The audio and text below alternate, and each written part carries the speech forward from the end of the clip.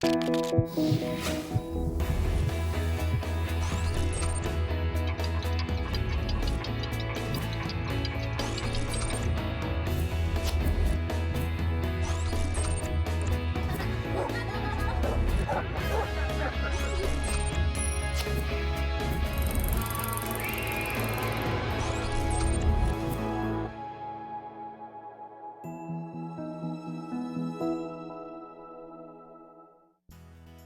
puede entristecer a un niño? ¿Que se muera su mascota? ¿El cambiar de escuela? ¿El enojarse con los amigos? ¿Que sus padres se peleen? No es lo mismo estar triste que estar deprimido. Hoy en día la depresión ya no es solo un fenómeno de adultos. Si quieres saber cómo identificar que tu hijo está deprimido y qué hacer, aquí en Diálogos en Confianza te lo diremos. Hola, ¿qué tal? ¿Cómo están? Qué gusto saludarlos esta mañana aquí en Diálogos en Confianza, en la sección de familia. Yo soy Cristina Jauregui y me da mucho gusto darles la bienvenida. Y bueno, como ustedes ya vieron, el día de hoy vamos a hablar de la diferencia entre la tristeza en los niños y la depresión. Porque bueno, suele suceder que cuando hablamos sobre depresión, pensamos inmediatamente en los adultos. Creemos que los niños están exentos de sentir esto, de la depresión, y a veces no lo atendemos y los dejamos solos. Pero bueno, tenemos unos datos impresionantes. Por ejemplo, les voy a decir que el Hospital Psiquiátrico Infantil Dr. Juan N. Navarro nos reporta que la depresión infantil es la segunda causa de consulta entre sus pacientes. Entonces imagínense, si es la segunda causa de consulta, pues es algo que los papás no podemos dejar pasar, no podemos dejarlo pasar de largo. Así es que, bueno, de esto vamos a platicar el día de hoy. Vamos a buscar que ustedes y nosotros, por supuesto, entendamos la diferencia entre un niño triste y un niño deprimido y que lo entendamos de una manera muy, muy clara para que nosotros de veras podamos atender de la mejor manera a nuestros niños.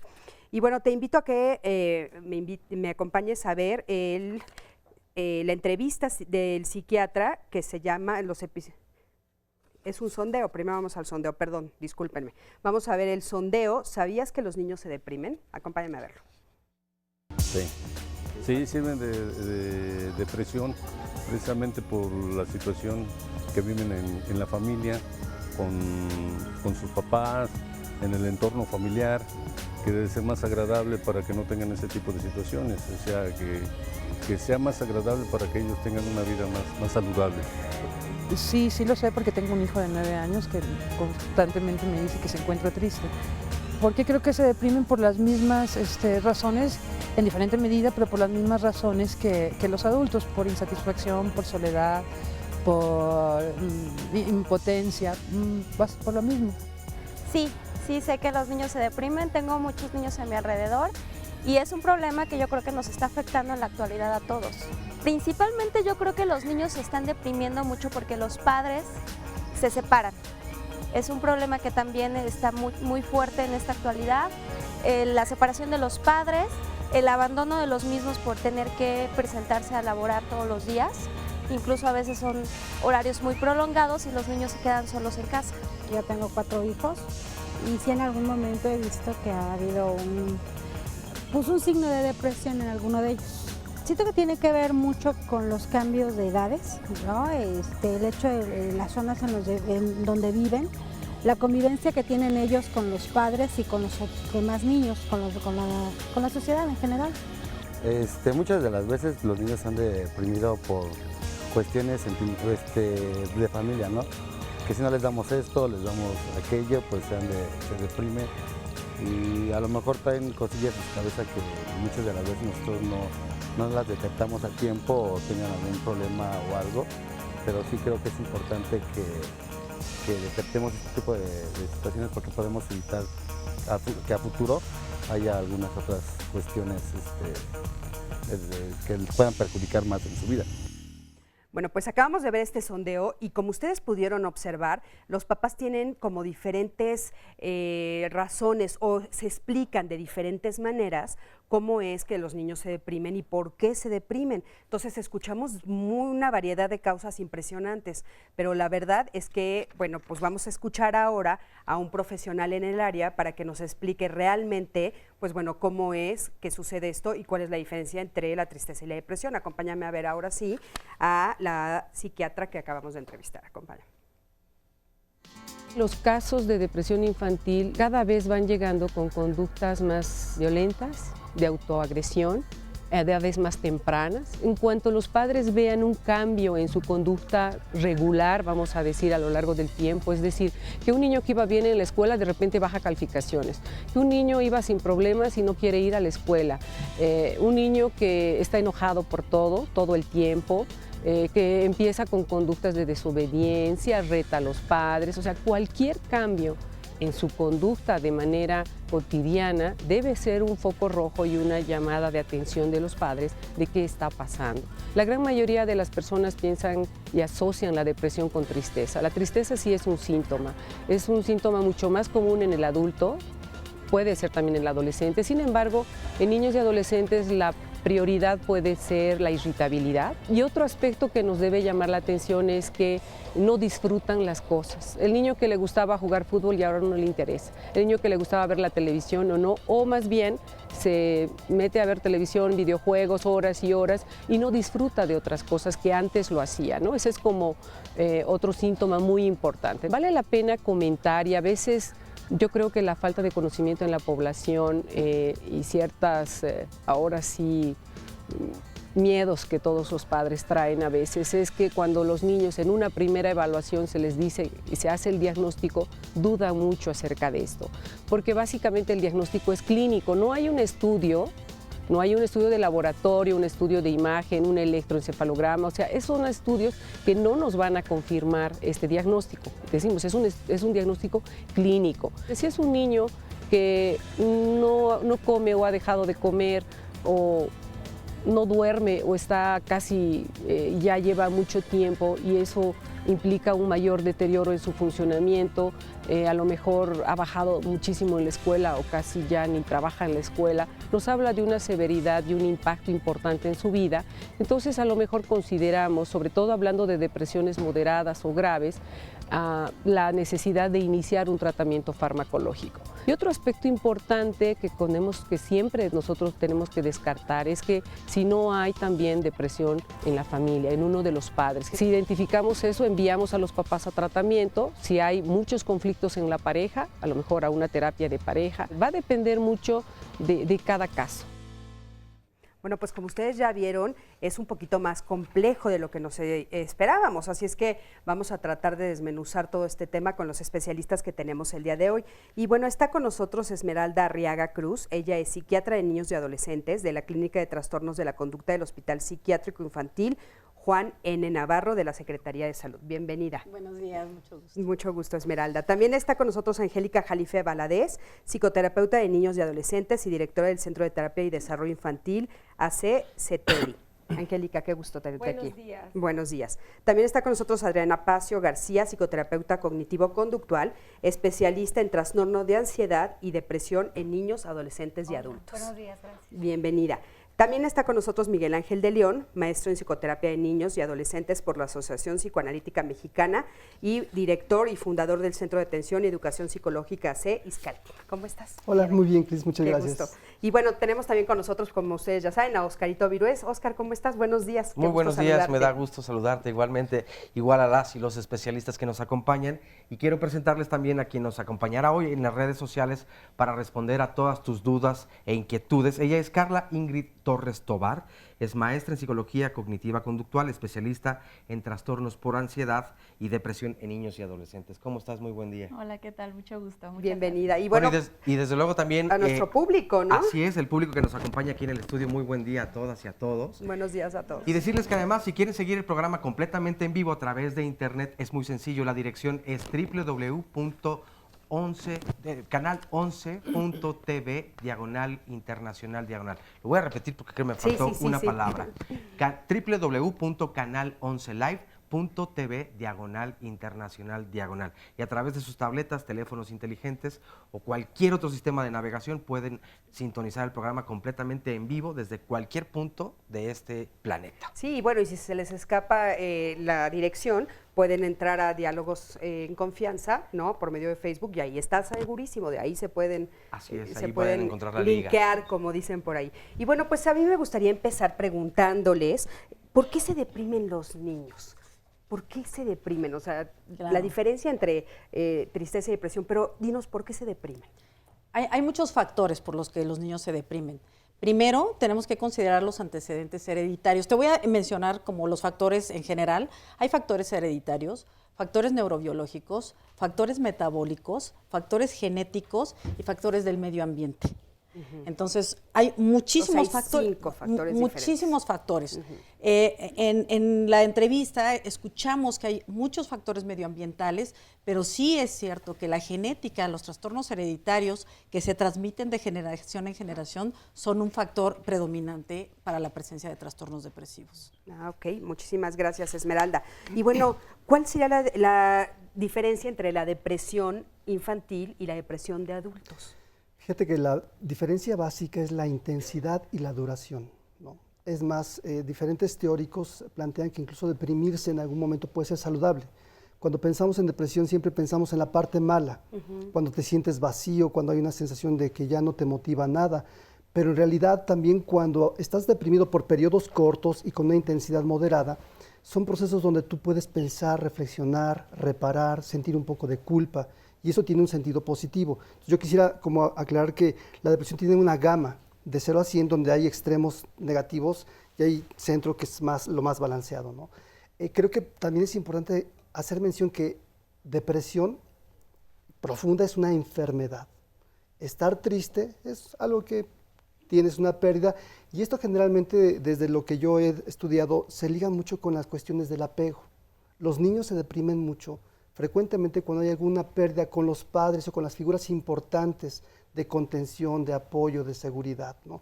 Esto es elemental. Hay un estudio muy interesante sobre la teoría del apego, donde para conversar con algunas madres sobre si tenían una buena relación con sus hijos, en ese estudio que se llama La situación extraña, le preguntan en serie de mamás, oiga, ¿su relación con su hijo es buena? Y varias de ellas dijeron, sí, es muy buena. El estudio consistió en que ponían a un bebé en una habitación con la madre y de pronto llegaba una persona extraña y observaban qué pasaba con el bebé. Hubo 3 fenómenos básicamente. En el primer niño vieron un bebé que cuando entró el extraño se acercó a la mamá. Después de un ratito el extraño se sentó a un lado, la mamá se sale y el bebé va atrás de ella. En un segundo momento, cuando llegó el extraño, el bebé lo miró, la mamá se salió y el bebé lo miró y siguió jugando, estuvo muy tranquilo. Y en el tercer momento, cuando entra un extraño, el bebé se desorganizó, se puso muy mal. La mamá se sale y se puso muy mal. Regresó la mamá y el bebé seguía muy desorganizado. Cuando le pregunto a estas personas que si tienen un apego seguro, todas dijeron que era un apego seguro. Y en realidad, el único que tenía un apego seguro fue el primer bebé. Cuando regresó la mamá, el bebé le dio los brazos de inmediato. El apego es esta capacidad que tienen padres e hijos de hacer una vinculación y un estado de confianza. Creo yo que cuando los niños tienen esta buena relación con los padres, que es muy difícil hoy día porque todos trabajamos mucho. Claro. Estamos muy centrados en generar cosas para los hijos y de pronto esto... Pero no es imposible, ¿no, Miguel Ángel? No, Porque eso es de ninguna importante que lo manera. sepamos. De ninguna manera es imposible. Pues, ¿sabes? Yo quiero hacer una acotación. Es bien interesante el estudio de Mary Ainsworth que habla de la situación extraña. Sin embargo, de lo que se habla es del tipo de relación que se establece entre la diada, la madre y el hijo. Y ese es como las bases para sustentar la relación y que van a determinar en el futuro, de alguna manera, el tipo de vínculo y probablemente la presencia de trastornos afectivos o no. Sin embargo, en México, en niños y adolescentes, el trastorno más frecuente es el trastorno depresivo mayor y la distimia. Ahora sí quiero decirles que esta es una preocupación mundial, porque ya se vaticina que para el 2020 la depresión va a ser la primera causa de baja laboral en el mundo y la segunda causa de enfermedad a nivel mundial. No, bueno, me parecen cifras impresionantes, pero a mí me gustaría retomar un poquito la misma pregunta que le hice aquí a Miguel Ángel. O sea, ¿cuál es la diferencia entre la depresión infantil y la depresión adulta? Porque la verdad es que creo que uno de los mitos con los que nos enfrentamos la sociedad, los papás, ahora sí que de este lado de las mamás, es que de repente creemos y nos dicen, bueno, es que los niños viven en el mundo feliz. Los niños no se enojan, los niños no se ponen tristes, los niños están en la fantasía, en la alegría. Entonces, pero eso es una barrera para nosotros para ubicarlo. ¿Cuál es la diferencia entre adultos y niños? Voy a hacer un chiste y es que quien valora a los niños son los adultos. Entonces los adultos desde su adultez, siempre digo yo, desde su maravillosa adultez, dicen que el niño no tiene nada. Sin embargo, tenemos que hacer una diferencia porque realmente es complicado hacer un diagnóstico de depresión porque la depresión se va a presentar en los niños dependiendo del nivel de desarrollo que tienen. Hay diferentes niveles de desarrollo a lo largo del desarrollo de un ser humano y dependiendo del nivel de desarrollo en el que se encuentre, se van a presentar los datos. Ahora, ¿cuál es la diferencia? Bueno, la diferencia, por ejemplo, voy a hacer algunos ejemplos en niños muy pequeñitos, en niños preescolares. Partamos de que era un niño común y corriente, que hacía su vida común y corriente, un preescolar que juega, que va al kinder, que establece relación con sus amiguitos, que hace lo que le dice la Miss, y de pronto empieza con rabietas, empieza con datos somáticos, empieza a dolerle el estómago, empieza a dolerle la cabeza, dice que le duelen los bracitos, presenta mucha irritabilidad, ya no quiere ir a la escuela. Se pelea con los amigos. Se pelea, empieza a tener problemas de relación con los niñitos, ¿sí? Pero tenemos que partir de que ese niño estaba dentro de su marco, de su medio ambiente, funcionando perfecto. Ese es en los preescolares. En los escolares ya es un poco más irritabilidad, Vamos agresividad. a quedarnos con esto. Ahorita regresando a este corte nos dices que en los escolares. Pero bueno, lo que quedó claro en este bloque es que una cosa es la tristeza y otra es la depresión infantil. De eso estamos hablando hoy. Quédate con nosotros, en un momentito regresamos.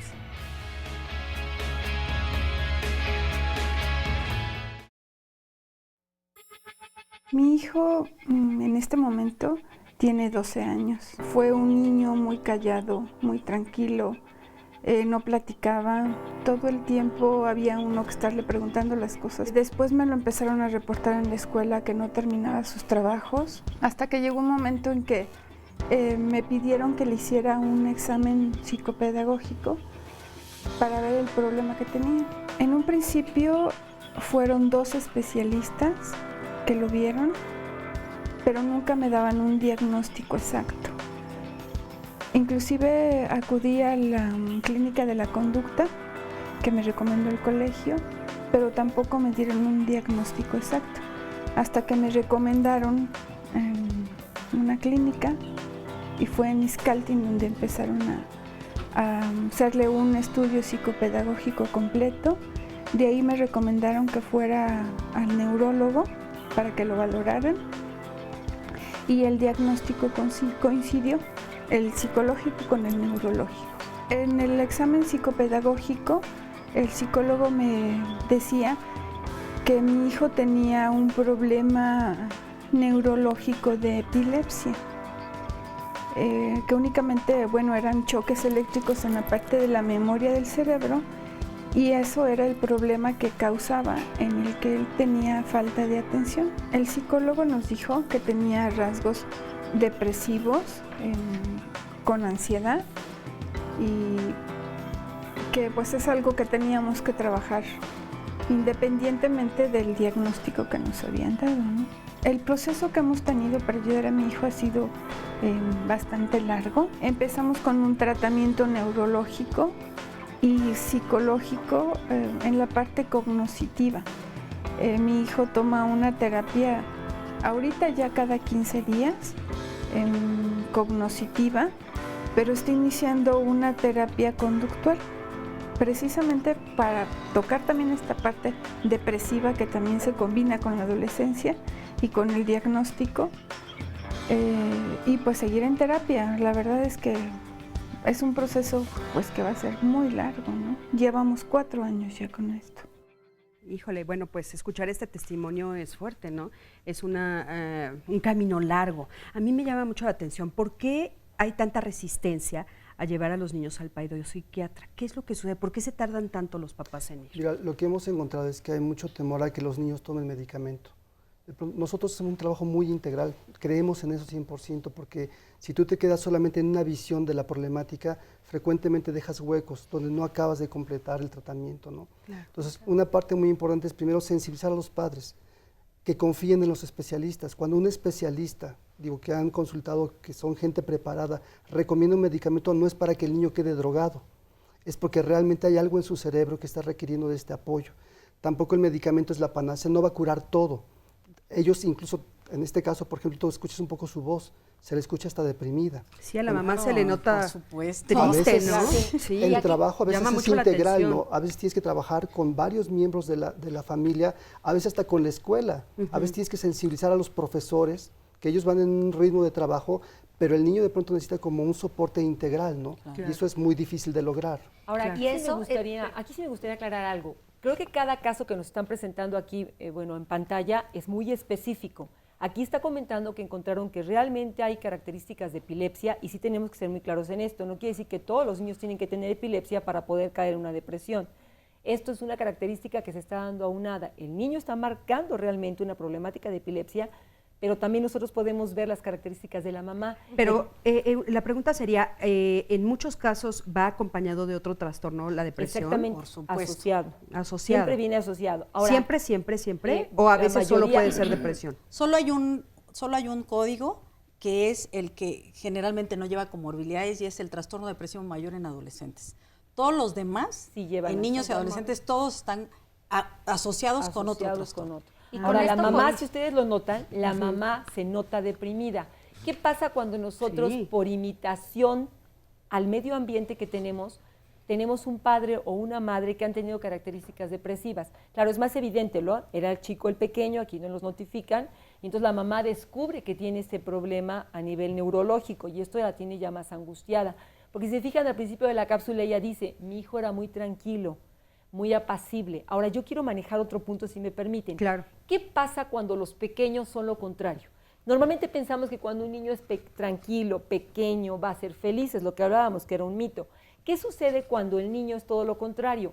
Que es hiperactivo, que se mueve mucho, que es muy desafiante, que tiene golpes, que es agresivo. Obviamente un niño que presenta características de agresividad, que es más impulsivo, que es muy temerario, el típico niño que está jugando en las cornicitas de entre barda y barda y que no mide el peligro como tal, obviamente va a presentar también mayores niveles de depresión, a mi juicio. ¿Por qué? Porque se va a ver involucrado en más problemáticas y no está midiendo sus panoramas. Y esto también va a traer más problema dentro del nivel de la familia. A ver, perdón, Adriana. sí. Ahora, con esto también vemos la importancia de hacer un diagnóstico completo, no descartar la parte biológica, la parte química, por un lado. Por otro, este ejemplo puntualiza mucho lo complejo que es diagnosticar la depresión en niños, porque muchas veces se enmascaran con otros problemas. Por ejemplo, si decimos, es que el niño últimamente está contestando mucho, ya no colabora en casa, ya no hace las tareas, en automático viene la etiquetación de rebeldía y empiezan castigos y no pensamos en que puede estar deprimido, o a lo mejor ya no pone atención o se dispersa mucho en la clase y en automático está de moda diagnosticar luego con TDA, cuando realmente son síntomas de depresión. La depresión altera todo, altera tu atención, altera tu manera de comer, puedes comer más o puedes comer menos. En consulta he visto niños que incluso los han tratado pensando que tienen un trastorno de la alimentación. De 9 años, cuando realmente lo que tenían era una tristeza muy profunda de tiempo atrás, donde ya no quieren comer y donde ya la parte biológica también ya está afectada. Entonces, el diagnóstico es muy importante. Nosotros en la terapia cognitivo-conductual trabajamos mucho con la manera en la que el niño ha aprendido a ver la vida y a enfrentarse a la vida. Por eso trabajamos mucho con la modificación de pensamientos y de su comportamiento. Y esto tiene que ver un poquito con lo que tú planteabas de la teoría del apego, ¿no? El apego viene de la madre, de ahí inicia, pero es el primer contacto y lo primero que tú aprendiste con respecto a involucrarte emocionalmente con alguien, y eso lo vas a trasladar a la escuela y con los compañeros. Ahora, oigan, nada más una pregunta. Sí, a ver. Yo quiero decir que es cierto, es tan complejo que por eso se requiere de personal especializado para hacer el diagnóstico, claro. Porque nosotros no podemos hacer un diagnóstico por un síntoma. Exacto. ¿No? Exacto. Adriana, estabas hablando de síntomas y de síntomas. Es tan complejo que por eso es importante que el diagnóstico se haga por un especialista. Ahora, ¿cuál es el especialista? Pues es el psiquiatra de niños con un grupo de apoyo, como decía Miguel Ángel. Y es cierto porque compete a muchas áreas el tratamiento. Sí, es que yo creo que eso es lo que a nosotros como papás a veces nos queda un poco confuso, ¿no? De repente no sabemos, porque dices, bueno, igual está triste porque se murió su perrito, pero bueno, claro. Resulta que ¿cuánto tiempo tendría que pasar, ¿no? Para que yo ya tuviera una alerta, ¿cuánto tiempo? Mira, Entonces voy a regresar a partiendo de que este niño estaba funcionando de acuerdo a su nivel de desarrollo y que de pronto empieza a tener síntomas, una serie de síntomas en un periodo mayor a 2 semanas. Mayor a 2 semanas, o como mínimo 2 semanas. Ok, a ver, para que nos quede claro, si fueron 2 semanas, entonces fue una tristeza que aparte es normal, natural y hay que vivirla, y hay que dejarlos expresarla. Que se llama de otra manera. Sí, tristeza. Si pasa de 2 semanas, ya tengo que poner atención. Estamos hablando de que ya es un duelo más es complicado. que mira, más complicado. Quiero puntualizar, es que la tristeza es un síntoma. Cuando nosotros hablamos de periodos, de cortos periodos, de algunos datos afectivos, entonces podremos estar hablando de trastornos adaptativos. Cuando rebasan las 2 semanas y estos datos no mejoran, entonces se tiene que buscar cotejar el trastorno depresivo, ya sea trastorno depresivo o, fíjate, otra cosa, o la distimia, que es una depresión crónica en niños de 1 año. Para adultos la distimia es por lo menos de 2, ¿no? Pero en niños, en niños es de 2, en adultos por lo menos 1. Ahora, entonces sí es importante, pues, porque con los papás hay que tener mucho cuidado, porque dicen, bueno, es que está triste. Pues sí, pero lleva 1 mes triste. Y hay que hacer caso a una serie de factores que pueden estar determinando no solo el síntoma de la tristeza, sino a qué se le suma. Además no come, ya no quiere ir a la escuela. No duerme, no descansa. No duerme. Exacto. Está teniendo problemas en el sueño. Puede tener ya no se regresiones. esparce. Ya no sale con sus amiguitos. Ahora, depende mucho de la interpretación de cada mamá, de cada papá, desde luego, porque fíjate, hay un comentario de Julia Calderón que dice, yo tengo una pequeña de 7 años y siempre hace dibujos tristes, no es sociable y le cuesta mucho trabajo hacer amigos. A veces me dice que ya se quiere morir y en la escuela tiene problemas de conducta. Ella dice que la maestra le grita mucho, no sé cómo ayudarla. Me llama la atención porque en un principio dice, hace dibujos tristes. ¿Cómo interpretar es un medio para expresar. Si mi hijo está haciendo dibujos tristes o no, o son más introspectivos, en fin? De hecho, la próxima semana vamos a hablar o mañana hablaremos de quiénes son extrovertidos e introvertidos y para qué nos sirve, pero también destacar que esta parte puede ser no depresión tal vez, sino un rasgo de una introversión, porque medita más las cosas los niños o las niñas, ¿no? Pero también yo pienso que está manifestando algo. Siempre hay que ver, en el momento en que un niño hace un dibujo y lo remarca mucho y utiliza colores oscuros, nos está diciendo a nosotros como especialistas que hay algo atrás. Ahora también quiero comentarles algo, a ver ustedes qué opinan. Esto se sabe por estadísticas que se manifiesta más en el sexo femenino que en el sexo masculino. Y también esto viene más por tradición. ¿Qué pasa cuando una mamá o un papá le dice o ve al hijo llorando? El varón no expresa tanto sus sentimientos desde pequeño y eso también ya se viene haciendo antropológicamente, socialmente. Oye, Angélica, pero a ver, esto que comentas es importante. ¿Es porque es un rasgo cultural o realmente es diferente entre hombres y mujeres a nivel biológico? Se manifiesta más a nivel biológico en la mujer, porque la mujer tiende más a abrir sus sentimientos. Y también se ve a nivel social. Pero ahí me queda una confusión. Pero es un carácter biológico.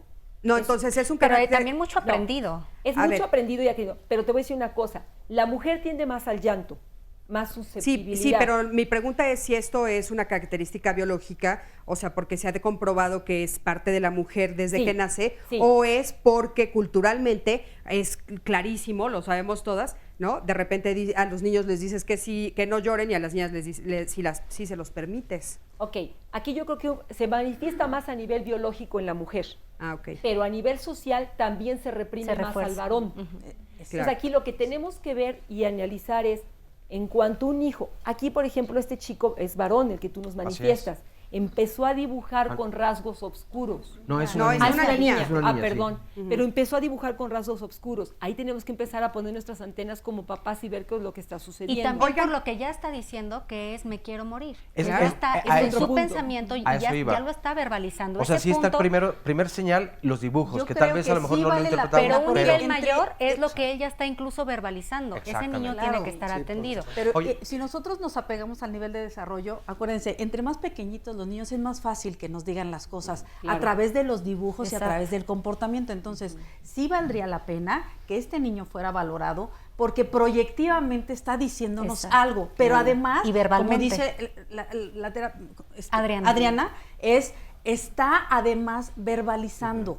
está en la edad en la que ya tiene un concepto de irreversibilidad, ya se conceptualizó la muerte, o sea, nos morimos. Oigan, y bueno, eso es importante, ¿no? Quedó muy claro, pero hay una parte que me gustaría puntualizar para que nos quede también claro. Lo que vimos en el testimonio, la mamá está deprimida. Entonces yo quiero saber si las mamás que se deprimen o que ya están diagnosticadas o que tuvieron depresión posparto o alguna situación así, es más propensa la familia, o sea, los niños que nacen de esa mamá a tener depresión. ¿Sí es real? Sí, por dos cosas, por la parte biológica que se hereda y por la parte de aprendizaje. Porque alguien que ya se ha deprimido en ocasiones, su cerebro aprende a comportarse también depresivo. Y pues bueno, se lo enseñas a tus hijos. Se lo estás enseñando a tus hijos. De manera indirecta, ¿no? Claro, es que... y en números es, si un papá está deprimido, hay 2 veces más la posibilidad de que ese niño se deprima.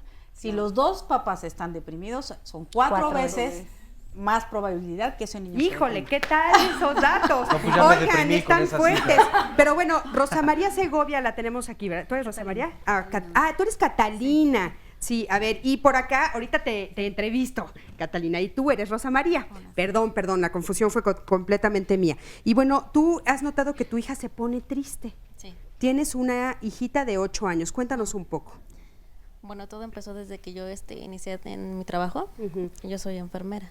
Empezaste primero estabas con ella. Ajá. Y después de 24 por 24. 24 por 24. ¿Y qué edad tenía ella cuando tú te empiezas a ir a trabajar? 8 años, tiene 8 años ahorita. ¿Cuánto tiempo llevas trabajando? Llevo desde a finales de septiembre. Ok, ¿y qué es lo que has visto de cambio en ella? Pues ella era una niña que iba súper bien en la escuela, en cuadro de honor, 10. Y entro a trabajar y de repente se me va para abajo, y llega de la escuela, ya no quiere comer, se encierra en el cuarto, ha hablado incluso de querer morirse. Okay. A ver, ustedes le podemos decir alguien. Sí, obviamente, disculpa, ¿tu nombre? Rosa. Ella es Rosa. Rosy. Mira, Rosa, te quiero comentar algo. Efectivamente ha habido un cambio. Tú comentas al principio que estabas tú con tu pequeña y que hubo ya cambios y estás trabajando jornadas y periodos largos. ¿Te acuerdas que lo comentamos en la cápsula también salió? Cuando una madre o un padre trabajan jornadas largas, lógicamente el tiempo que tú le dedicabas a tu pequeña era de tiempo y de calidad. Ahorita se ha cortado el tiempo y le estás dando calidad, pero no puedes compartir todo el tiempo que tenías con ella. ¿Hay alguien en casa que esté compartiendo con ella o definitivamente se la mantiene en guardería o cómo la tienes? No, yo llego del trabajo como a las 4 o 5 de la tarde y estoy con ella. El resto del tiempo la cuidan mis papás o mis hermanos. No sé, sola no se queda, pero sí se aísla. ¿Has hablado con ella? Sí. ¿Y qué te dice? Es que también soy mamá soltera. Entonces también dice que no sé si es chantaje o le haga falta de verdad un papá, porque es lo que ella justifica. ¿Qué te dice? ¿Hace falta un papá? Ajá. Oye, pues interesante que esté comentándolo de esta manera, ¿no? ¿Qué les parece si vamos a un corte y regresando le respondemos? Quédate con nosotros, en un momento regresamos.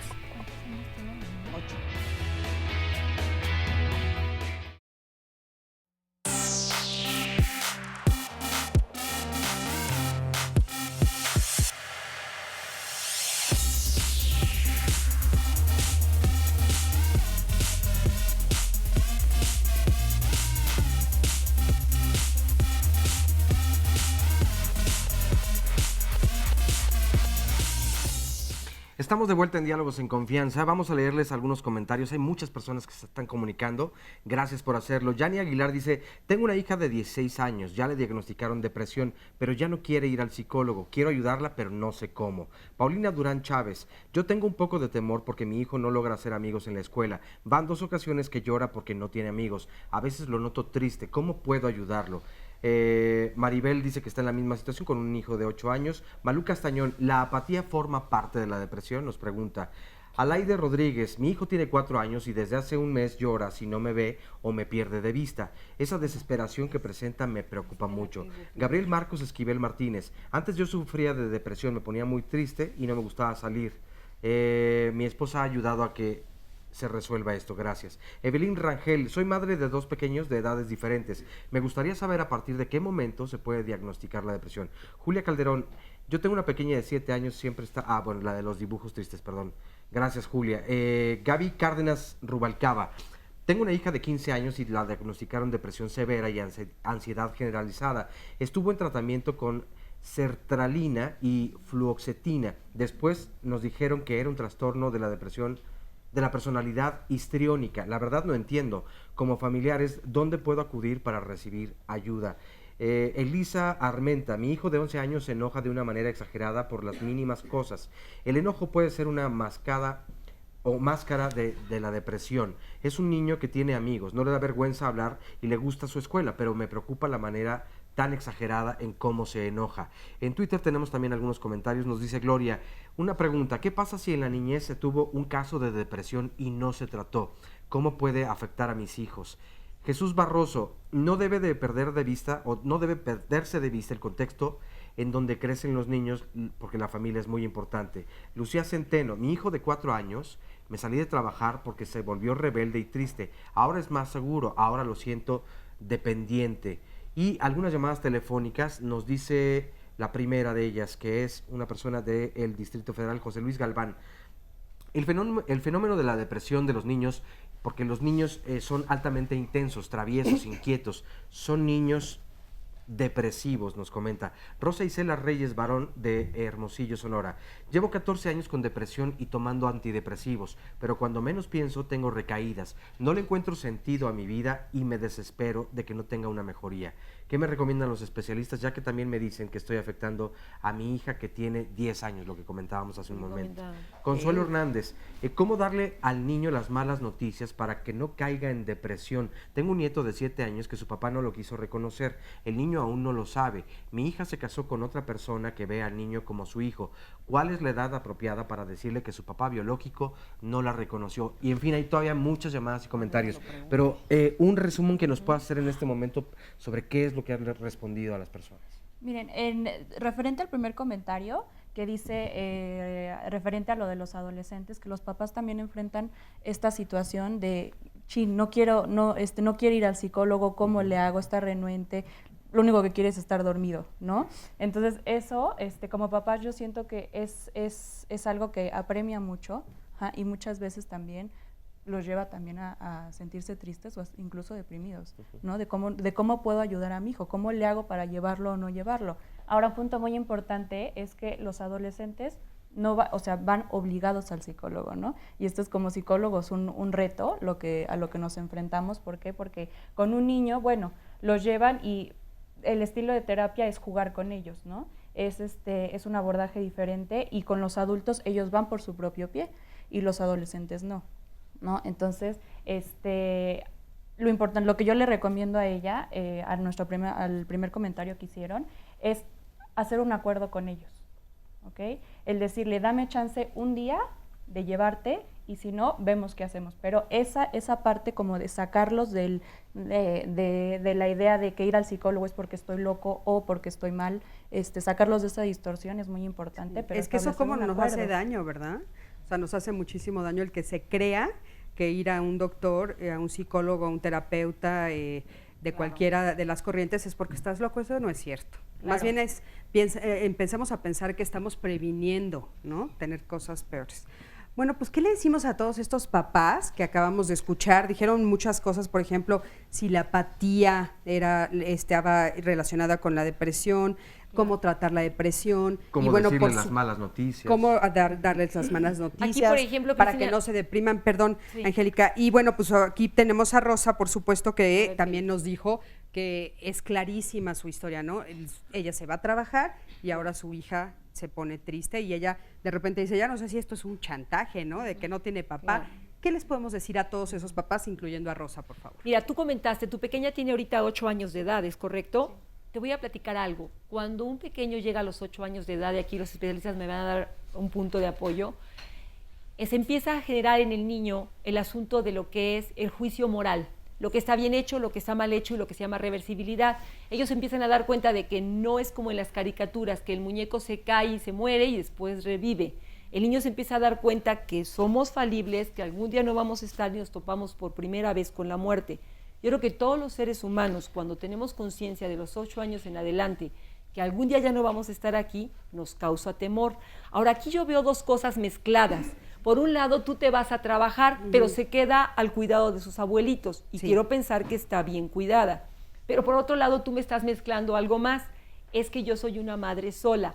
¿Qué tanto ella te ha preguntado sobre esto o han tenido algún diálogo? Porque aquí ya se están mezclando dos cosas. Bueno, le ha dicho que le hace falta el papá, ¿no? ¿Sí te ha dicho que hace falta papá? Sí, me lo ha dicho. De hecho, yo le expliqué toda la situación de cómo ocurrió. La llevé al psicólogo por lo mismo. Estuvo muy bien, hasta apenas ahorita me volvió a tocar el tema. Ya no me había tocado el tema de su papá. Cuando tú le preguntas, ¿por qué estás triste? ¿Por qué estás Ajá. así? No te dice porque tú te vas a trabajar y me dejas solita. Te dice porque no tengo papá. Me hace falta papá. ¿No será Ahora, una aquí yo le fantasía? quiero preguntar algo rapidísimo. Sí. ¿Cómo ha reaccionado la familia con respecto a que la niña no tiene papá? Eso es muy... Ajá. Pues me apoyan, o sea, yo les he dicho, ¿saben qué? No quiero que hablen mal del papá porque pues finalmente... Allá vuelve en casa. Te apoyan, pero Sí. me refiero a si han hecho comentarios, por ejemplo, de es que no tiene papá, o es que ella, ¿no? Esa parte no. O que lo han Pero tomado eso como- pasa muchas veces también en la escuela, ¿no? Porque de repente está claro. el día del papá. O en la familia o en la escuela. O en la escuela, ¿no? Llegan a En la tener escuela, esos comentarios. más en la escuela, yo creo, porque ella me dice es que todos van con su papá y es que su papá es su papá y yo no tengo papá. Pero sí Entonces- quiero decir que depende mucho de la importancia que en la familia se le Exacto, da a la exacto. presencia o a la ausencia. Si de verdad hay un padre sustituto, llámese abuelo, llámese quien sea, la respuesta a la pregunta explícita de por qué yo no tengo papá es porque hay familias que no tienen papá, mi amor. Así como hay familias donde no hay mamá, pues en esta familia no tenemos papá. Pero eso depende mucho de cómo se le enseñe. de verdad nosotros manejamos la presencia o la Exacto. ausencia del padre. Yo ¿Me lo que explico? veo, por más lo que- allá de que, perdón, más sí. allá de que si en tu casa estén diciendo que por qué la falta de papá o en la escuela, que seguramente sí se da, es tú cómo lo estás viviendo y cómo lo transmites, porque con los niños pequeñitos no necesitamos hablar. Los niños pequeñitos tienen la capacidad de percibir nuestras emociones y de decir, a mí no me interesa que no tengas papá, sí, pues vamos a ver si de verdad no te interesa que no tengas papá. A ver, tanto Miguel Ángel, que- Quizá, mira, a mí me parece que un punto importante es entender también lo que sucede con el niño. Yo creo que una tarea fundamental es meternos a decodificar lo que realmente el niño quiere o necesita saber. Y esto a veces requiere de tiempo. Y a lo mejor el niño es muy latoso y a lo mejor no lo entiende en 1, 2, 3, ni en 50 veces. Y a veces parte del proceso de elaborar una pérdida, porque al final tu hija tiene una pérdida porque te fuiste a trabajar, tiene una pérdida porque no hay un papá. Un riesgo importante aquí es que empecemos a pensar que está manipulando. Yo creo que es importante darnos el tiempo de sentarnos, de jugar. El niño a través del juego va traduciendo, va explicando lo que siente. Validar sus sentimientos es muy importante. Mucha gente deprimida está deprimida porque lo que sienten los demás hemos dicho no vale, no importa. Aunque sea muy exagerado, quizá en este momento el niño poco a poco va desarrollando fortaleza para tolerar las frustraciones de la vida. Oye, Miguel Ángel, ¿y esto que tú comentabas, por ejemplo, del apego, en el caso de Rosa, tendría algo que ver? Seguramente, si tú tenías una relación con la niña, te vas, por supuesto que es un impacto ahí para ella. Y habría que hablarlo y jugarlo mucho y leerle cuentos, ¿no? De que se fue la mamá, pero yo aquí estoy, llamarle por teléfono 2, 3 veces al día. Cada niño es diferente. A lo mejor a tu hermana, a tu prima le funcionó de una forma. No esperes que lo mismo te suceda. Yo por eso digo, estos psicólogos que dicen a veces que la calidad hay que sustituirla por la cantidad, a mí me parece un error. Porque al final, digo, vivimos un sistema que nos obliga a eso, pero la gente que es exitosa y que le va bien en esta vida, hace las cosas con calidad y con cantidad.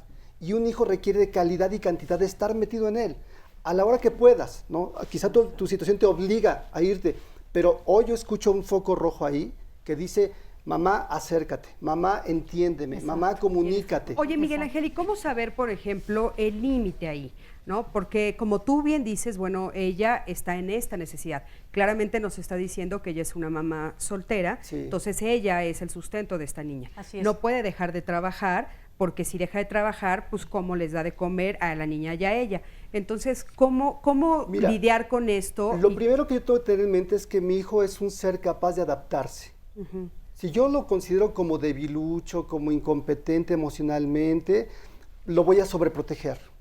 Y hay parámetros de pronto muy críticos. Cuando un niño tiene un llanto persistente, cuando lo vemos deprimido, cuando tiene un desinterés absolutamente a todo, cuando está sin el cuidado de nadie, digo, su hijo está con los abuelos, no es que lo dejó ahí, y los ni hermanos siquiera en la también. guardería, Pero ¿no? sí, yo sí quiero especificar algo y es que tenemos que tener muy claro, porque yo no estoy de acuerdo en el dicho de que tenemos que darle cantidad y calidad, porque entonces ya muchas madres trabajadoras ya nos fastidiamos.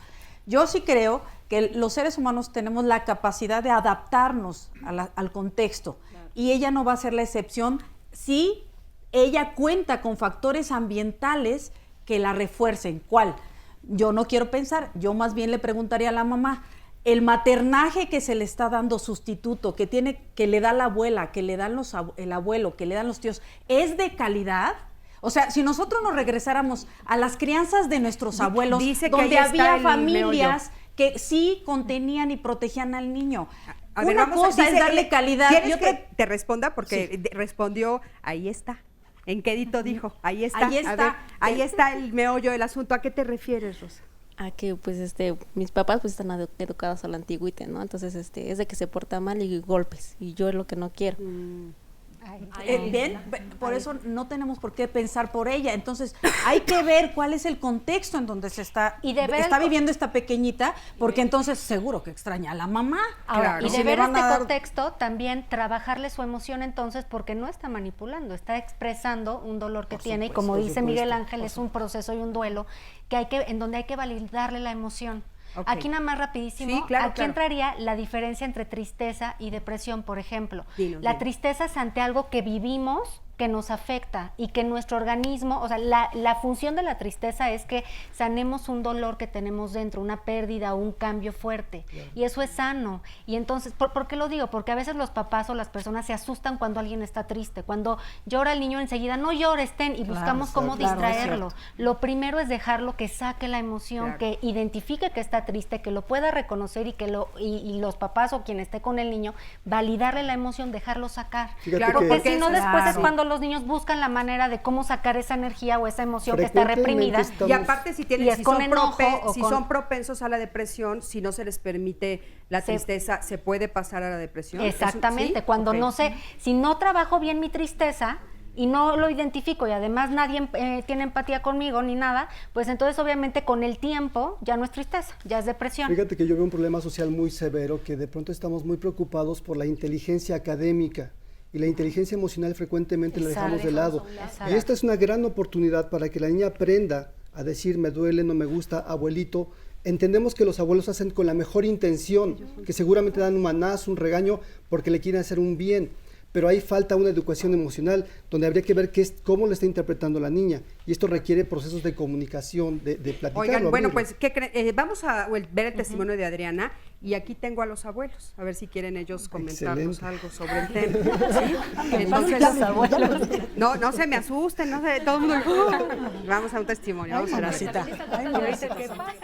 Por la parte genética, platicando con el terapeuta de mi hijo, me comentó que también yo debía de atenderme porque tenía rasgos depresivos. Fue que empecé también con una terapia psicológica que ha sido en la misma clínica, y que finalmente pues los psicólogos nos han estado ayudando en conjunto. Eric era un niño que no platicaba.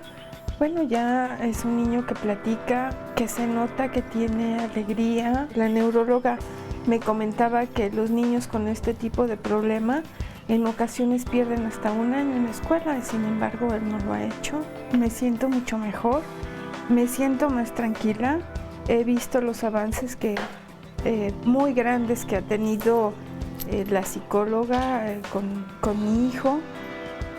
Cada día las terapias están siendo más espaciadas.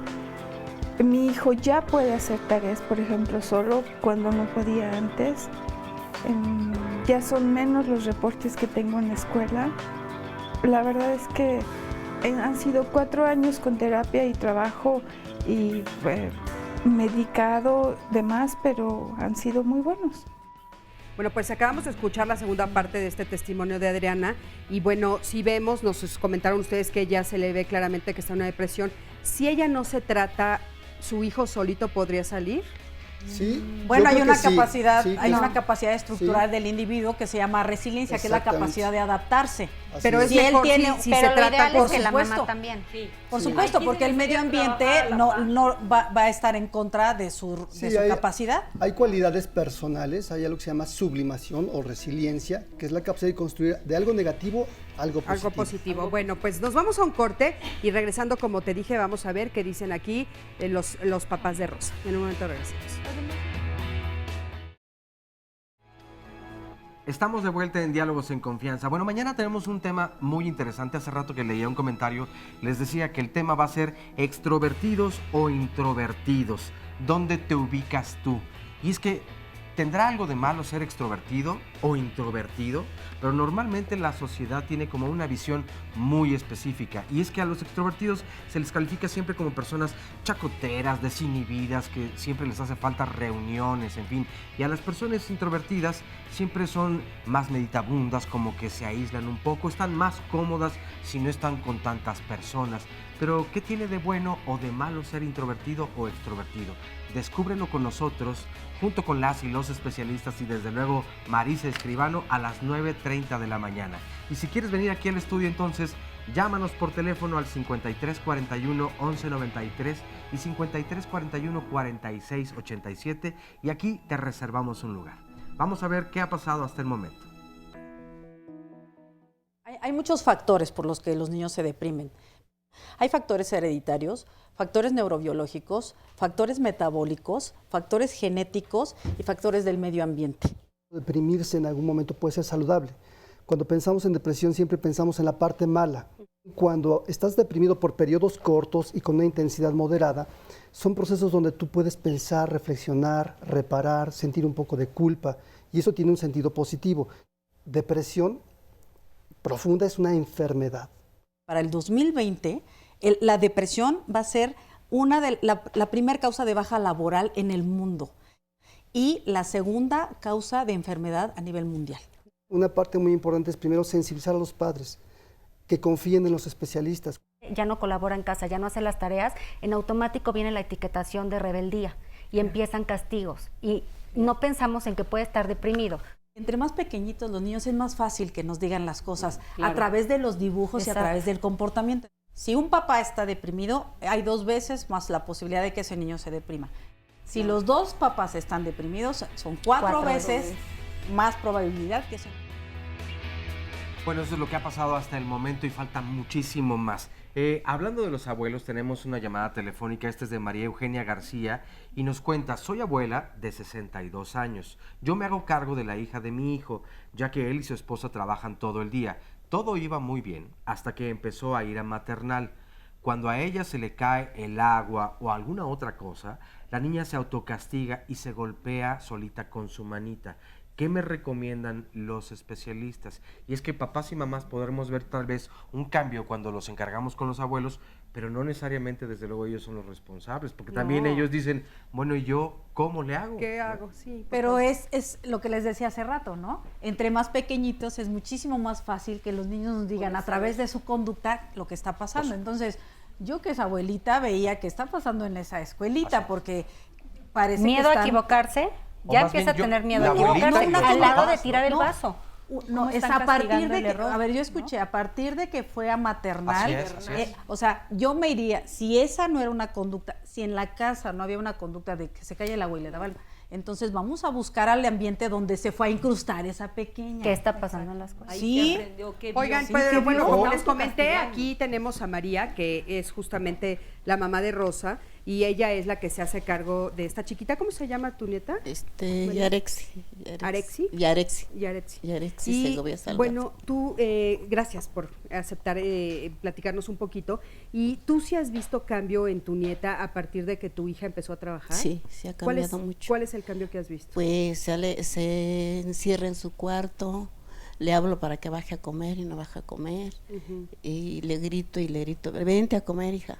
No me hace caso, no me contesta, y me dice que yo no soy nadie para llamarle la atención, que pues a mí me preocupa eso porque yo los domingos me voy a trabajar. Nosotros tenemos un puestecito de sopas y quesadillas, y el domingo se queda todo el día sola y a mí me preocupa por ella porque se queda completamente sola en la casa, no quiere ir al puesto, y a veces sí le mando el desayuno, a veces me pide, a veces no, como este domingo que pasó no me pidió desayuno en la casa, no sé qué desayunó.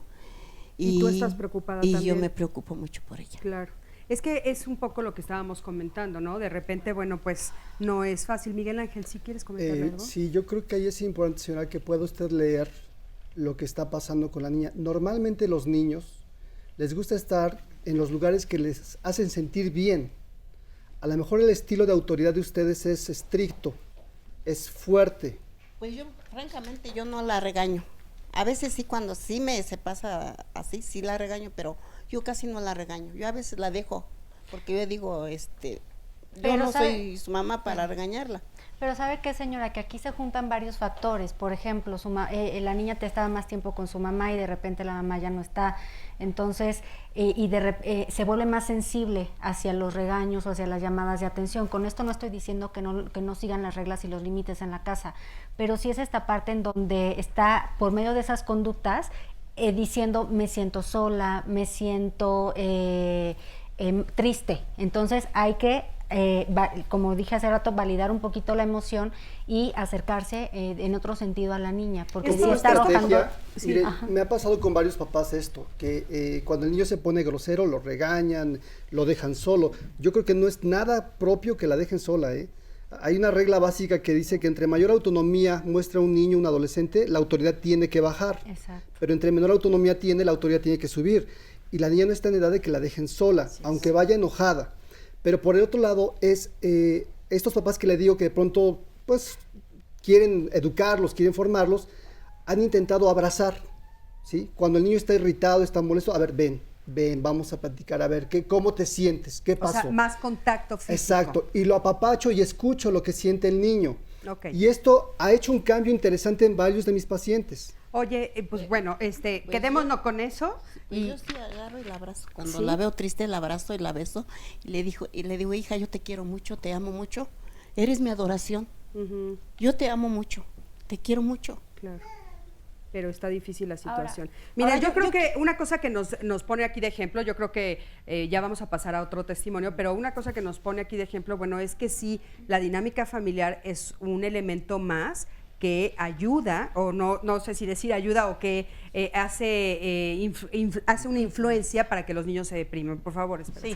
Y sí quiero decir en favor de estos abuelos, que muchos abuelos son los que hoy por hoy están dando maternaje a nuestros niños. Y que los abuelos no pueden dar un maternaje de padres, dan un cuidado de abuelos. Exacto. Entonces ellos no les queda más que cuidar como enseñaron y como bien a bien lo tienen entendido. Claro. Entonces yo creo que más bien valdría la pena hablar con la mami, que es una mami muy joven, pues para manejar algunos acuerdos con los abuelos. Yo creo que sí, eso lo podemos platicar ahorita al final. Fíjense que también tenemos aquí otro caso. Okay. Y ahora sí me voy contigo, con Catalina. Ella tiene 2 hijos de 12 y 8 años, Catalina. Sí. ¿Y tú también sientes que están tristes o deprimidos? Pues más que nada el mayor, de 12 años. ¿Cuáles son los síntomas? Bueno, pues sus síntomas a veces me confunden porque de repente es un niño muy alegre, hace todas las cosas que está acostumbrado a hacer, jugar, divertirse con el hermano, hacer sus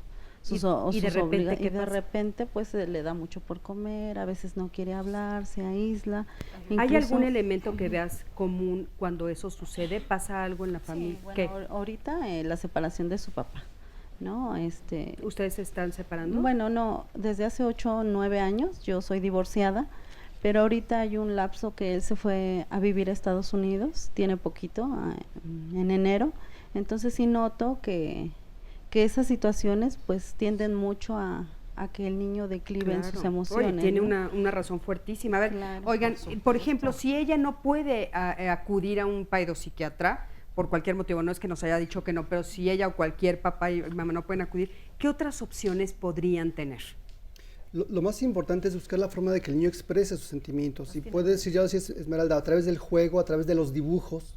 Los dibujos son un recurso muy interesante, que uno se aprenda cuentos y vaya armando incluso los cuentos con el niño y qué pasó y le das la primera parte del cuento. Y tú inventa, ¿qué pasó después? Y todos los niños ahí van elaborando, ¿sí? Sus pérdidas, sus dolores expresan su enojo. Hay papás que de pronto han llegado al consultorio muy espantados porque dibujaron sangre y muertos.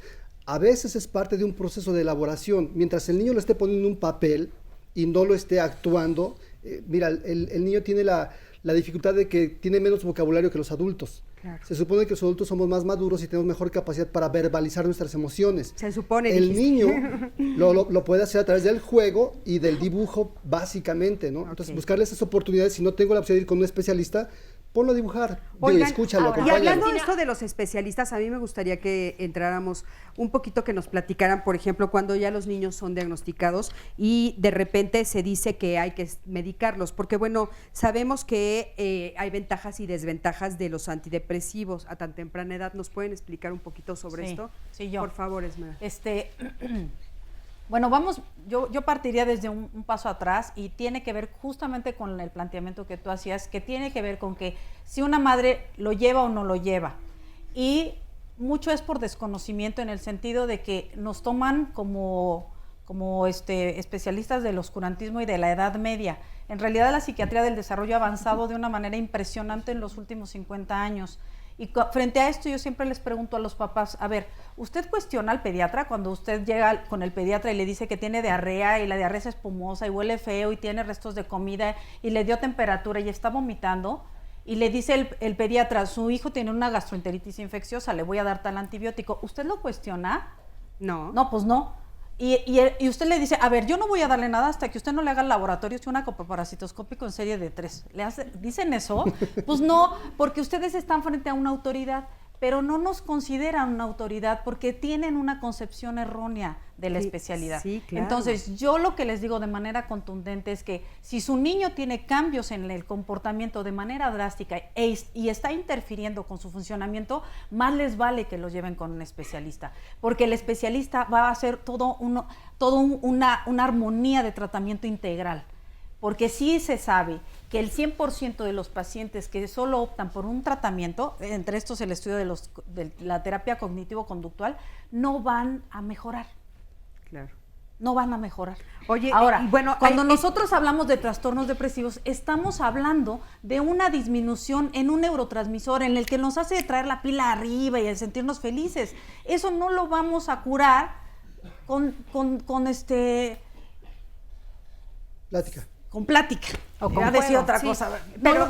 Pero nosotros sabemos también, así como tú nos estás explicando y que es ciertísimo, hay muchos mitos en torno a los doctores que se encargan o a los psicólogos, psiquiatras, terapeutas que se encargan del cerebro. Y también hay muchos mitos con la medicina.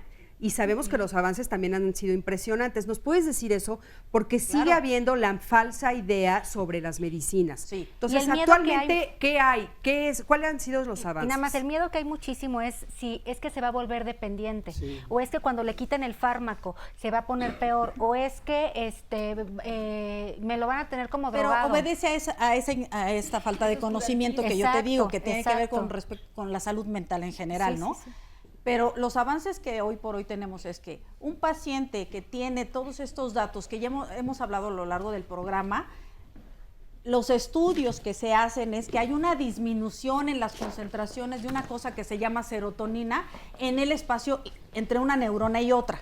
Quiero hacerlo como sí existe, claro. Está perfectamente demostrado y comprobado que cuando un paciente, llámese niño o adulto, está deprimido, hay una deficiencia en la concentración de serotonina en ese espacio. Entonces, esa pastilla lo que va a hacer es hacer que eso funcione. Que mejore la concentración de ese neurotransmisor en ese espacio. Oye, ¿y eso puede ser que lo necesite para siempre? No. El tratamiento promedio es entre 7 y 9 meses, dependiendo del tipo de depresión. Okay. ¿Existe alguna en la que necesite tal vez, como por ejemplo una medicina que es para el corazón y que la tienes que usar para siempre? Cuando estamos hablando de una depresión que sí sea para siempre? Sí, los trastornos depresivos mayores de tipo recurrente. O sea, vienen y se van y Oye, vienen ¿y qué pasa si entonces no atendemos a un niño que tiene un trastorno depresivo mayor de tipo recurrente? ¿Qué sucede si no lo atendemos correctamente? Pues ese niño va a llegar a la adolescencia y lo más seguro es que va a tener rumiaciones o intentos suicidas. Si son niños, se matan, ¿eh? Si son niñas, más lo intentan. Oigan, bueno, aquí tengo otras dos personas que quieren platicarnos su historia. ¿Cuál es tu nombre? Marta Berumen. Marta, ¿cómo estás? Tú tienes unos nietos, ¿no? Sí, son mis nietos, mi hija falleció.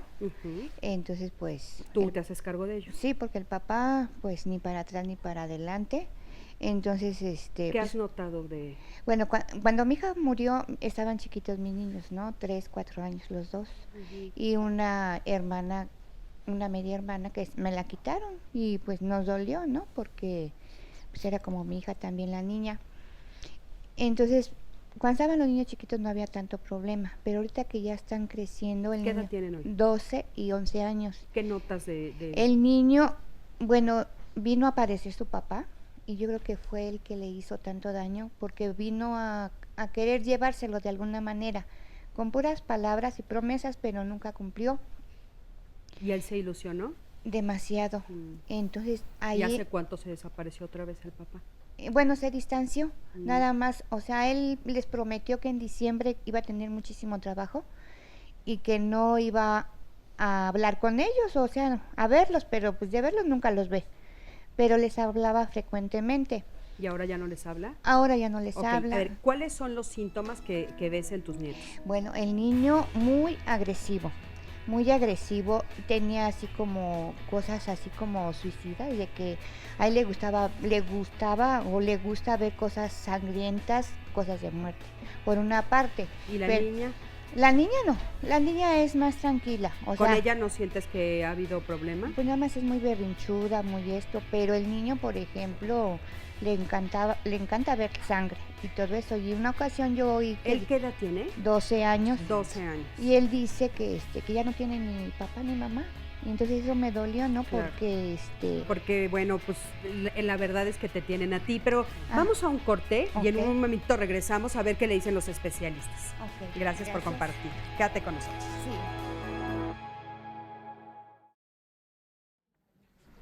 Todos los martes en Diálogos en Confianza hacemos una labor muy importante y es que desafortunadamente todos los días desaparecen personas y aquí te mostramos algunas de ellas de las cuales nos dan sus datos y sus fotografías. Si tú reconoces alguna de ellas, por favor, comunícate con nosotros porque su familia y sus amigos seguramente te lo van a agradecer muchísimo. La primera persona que tenemos es Margarita Isabel Rodríguez Alarcón. Ella se extravió en la avenida 22 de febrero, número 423, del edificio Ciprés 601, en la colonia San Marcos de la delegación Azcapotzalco. Esto ocurrió el 2 de agosto del año 2008. Pero si tienes información sobre ella, te rogamos que te comuniques al centro de contacto con la audiencia. El teléfono es el 51 66 40 00 por si tienes alguna información. Ahora, la siguiente persona tenemos a Nancy Corona Romero. Ella se extravió en Papalotla de Xicoténcatl, en el municipio de Tlaxcala, y esto ocurrió el 31 de diciembre del año 2013. Así que por favor, bueno, desde luego esto es en otro estado de la República, pero podría estar en cualquier lugar para que entonces te mantengas muy atento, muy atenta, abras bien los ojos y si les has visto, por favor, comunícate a los teléfonos que aparecen en tu pantalla. A continuación, ahora se trata de Hugo Nicolás Santiago Jiménez. Él desapareció en la calle Iztapalapa, en la manzana 650, lote 29, de Ciudad Azteca, en la tercera sección, municipio de Ecatepec. Y esto ocurrió el 21 de noviembre del año 2013. Te rogamos, por favor, entonces, si tienes información sobre Hugo Nicolás Santiago Jiménez, nos lo hagas llegar al teléfono 51 66 40 00 o bien los teléfonos que están apareciendo en tu pantalla. A continuación tenemos a Brenda Chávez Chávez. Ella desapareció en Zumpango, en el Estado de México, el 18 de noviembre del año 2013 y vemos que es una pequeña, una joven adolescente. Allí la tenemos a cuadro, por si la has visto, entonces por favor comunícate con nosotros. Y finalmente ahora tenemos a Esther Ríos Hernández. Ella desapareció en Pachuca, Hidalgo, en la colonia Cerro de Cubitos, y esto ocurrió el 5 de febrero de este año, del 2014. Si le has visto, por favor, a cualquiera de estas personas, en serio, te agradecemos mucho tu ayuda, tu aportación y más sus familiares y todas las personas que le conocen para que pronto puedan regresar a sus hogares.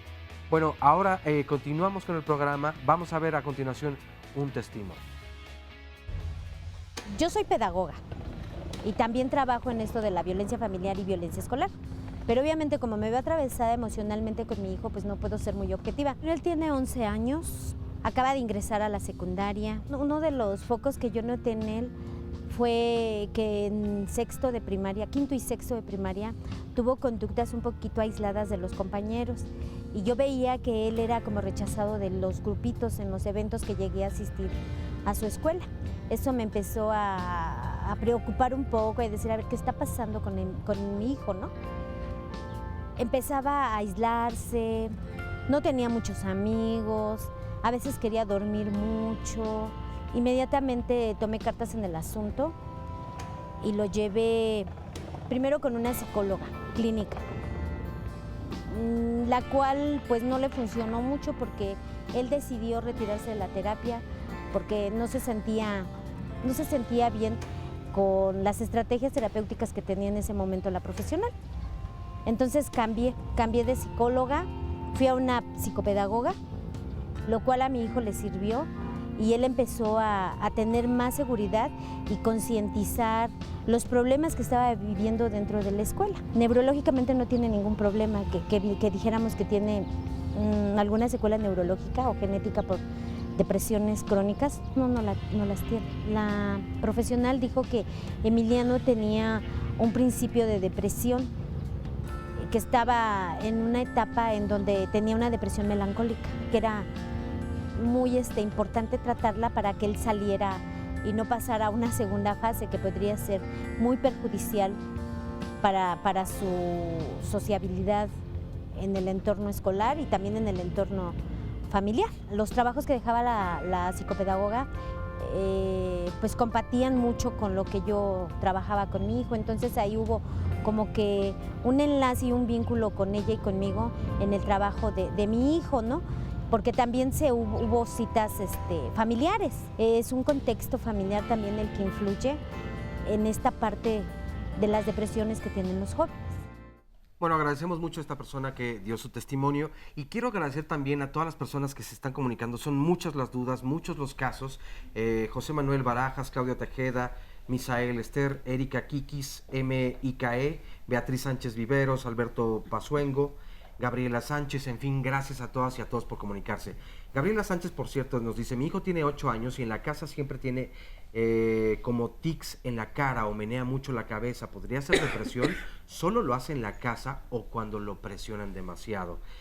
Adita Eslava, me acabo de despertar, de separar de mi pareja porque discutíamos a cada rato. Mis hijos tienen entre 8 y 5 años y me dicen que soy mala por quitarles a su papá y que ahora sienten que el corazón se les parte. Y eso desde luego pues a ella también le entristece mucho. Valerie Cor nos dice, tengo 16 años, sufro de depresión severa y he llegado incluso a pensar en el suicidio. Tengo ataques de crisis fuertes, debido a que a mis 15 tuve un noviazgo donde me maltrataron, donde abusaron de mí. Me gustaría que me dijeran qué puedo hacer, ya que no encuentro ganas de vivir. En Twitter hay también muchos comentarios. Jesús Barroso nos dice, falta un especialista en sexualidad infantil y también el cómo nos dan a luz, el parto, las condiciones de nacimiento probablemente afecten en la depresión de los niños y niñas. Problemas de mamá nos dice, por eso hay que fomentar la comunicación, escuchar a nuestros hijos para saber qué pasa y evitar problemas en el futuro. Carlos Calderón, mi sobrino de 4 años tiene un temor muy grande a los volcanes, tanto que habla de eso y llora. ¿Cómo lo podemos manejar? El niño es muy aprensivo, sus papás trabajan todo el día y mi sobrina de casi 4 aún tiene accidentes y le gana o las ganas de ir al baño, entonces no lo controla. Gloria, ¿y qué hacer si tengo una niña de 11 años que casi por cualquier cosa llora? Trato de explicarle que no debe llorar por todo, sin embargo lo sigue haciendo. ¿Cómo enseño a mi hijo a ser inteligente emocionalmente hablando? Edith Quintero, ¿cómo darnos cuenta si un niño con discapacidad se deprime? Fíjense cuántas preguntas tan interesantes nos comparten. Y aparte, ¿sabes qué? Muy variadas. O sea, muy variadas. Yo creo que lo que tendríamos que empezar es hablar ahorita ya sobre, bueno, las estrategias, ¿no? Claro. Porque, bueno, todo lo que tú nos estás leyendo, aquí tenemos a esta abuelita que está preocupada por su nieto, que tiene que ver también con un problema de tipo familiar, y les quiero presentar también aquí a Luz, que también, y acá atrás tengo otro papá preocupado por cosas familiares que suceden. Luz, cuéntanos, tú estás ahorita a cargo de un chiquito que no tiene ni papá ni mamá, ¿verdad? Sí, buenos días. José Ángel, mi sobrino, es un niño abandonado por su madre biológica, un hijo dejado en casa de unos tíos, fungieron como los padres adoptivos hasta los 4 años. La madre cae en una depresión y muere. 4 años él estuvo haciendo su voluntad allá en el pueblo. Entonces, cuando fallece la madre, ella deja encargado que el niño se lo cuide yo. El niño tiene ya ahorita 5 años conmigo. ¿Qué edad tiene hoy? 13 años. ¿Y cuáles son los síntomas que ves en él? Los síntomas que veo en él es que me ha bajado el rendimiento escolar. No ha sido un buen estudiante, pero es un niño de 8. Entonces, ahorita el hecho de que me diga que ya no quiere ir a la escuela, y que me ha reprobado varias asignaturas, me está preocupando mucho. En diciembre tuvimos una situación en que él me manifestaba mucha enfermedad, yo lo acepté y todo, pero cuando yo le puse una sanción, él se enojó mucho y se fue a golpear el saco de boxeo a tal grado que se sangró sus manos, pero no sentía dolor porque tiene un amplio espectro al dolor, su campo de resistencia al dolor es muy, muy amplio y puede cortarse y no siente. Y bueno, feo. tú ya te vas a hacer cargo de Laura. Ya tengo 5 años, entonces. Oigan, no sé. bueno, estos son estos 2 casos, y si me permiten voy a pasar de una vez aquí atrás con este papá, que también nos quiere dar otro testimonio, para que entonces ahora sí ustedes nos den estrategias, ¿no? Herramientas, ¿qué podemos hacer? ¿Cómo estás? ¿Cuál es tu nombre? Rodrigo. Rodrigo, qué gusto estar aquí. A ver, Rodrigo, Gracias. Dime, ¿cuál es el problema que tú estás viendo? ¿Es niño, niña? Es un niño, es un adolescente ya de 15 años, pero a los 5 años tuvo una situación neurovascular que le dejó secuelas, en este caso físicas, de una hemiparesia derecha. Él se ha deprimido mucho porque no ha tenido esa aceptación con sus demás compañeros desde la primaria por su situación. O sea, él ha sentido rechazo. Y ha sentido ese rechazo y la está manifestando ahorita todavía más. Lo están empezando a atender en cuestión psiquiátricamente, medicado. ¿Y qué es lo que te preocupa? Las crisis que luego le dan y al grado de quererse suicidar, la manifestación que él expresa de que me quiero morir. No, por el rechazo que recibe. Por el rechazo que Oigan, recibe. bueno, fíjense, y aunado a todo lo que Oscar nos leyó, ¿no? De todos estos papás preocupados, ¿qué nos pueden decir? Mira, la primera que me preocupa es la chica que habló también que está teniendo ideación suicida. Lo primero es ir al médico. Ella tiene que ver a un psiquiatra y ser atendida y trabajar con estas ideas suicidas, ¿no? Cuando nos dicen nuestros hijos algún tipo así, Miguel Ángel, en ningún caso hay que ignorarlo, ¿verdad? En ningún caso, o sea, hay que explorar, tampoco magnificarlo, pero esto implica platicar, porque preguntar. a veces también los adolescentes, cuando llegan a la adolescencia, algunos lo dicen muy seguido, los papás viven apanicados y haciendo cosas a raíz de O se eso. asustan o lo minimizan. Ay, no está pasando nada, está exagerando. Hay que tener esa diferencia. La adolescencia es una etapa muy crítica y los muchachos son muy intensos en ese momento, entonces es un parámetro a considerar.